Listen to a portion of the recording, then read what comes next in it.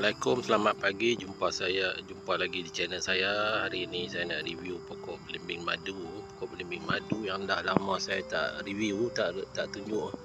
Ini ada pokok ni, asalnya pokok dalam tabulan pot, dalam pasu. Saya pindah ke tanah, pokok kecil saja.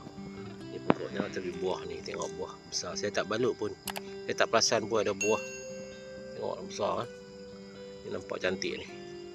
Okey.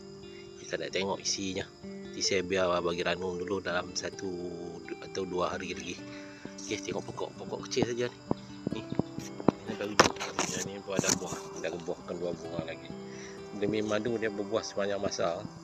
Berbuah sepanjang masa. Ini dalam video saya, video sebelumnya ada pokok madu dalam pasu. Ini ada lagi yang dalam pasu pun ada sepokok lagi. Saya tanam dalam 3 pokok. Dan ini atas tanah, saya pindah ke tanah sebab memang saya nak cuba bagi dia hidup ke tanah pula. Okey, pokok ni usianya dah lama dah. Saya tak ingat 10 tahun mungkin, 10 atau 7 atau 8 tahun, lebih kurang 10 tahun lah. Okey, tengok buahnya besar. Kita tengok 2 hari lagi, tengok macam mana. Bagi kuning sikit baru kita ni.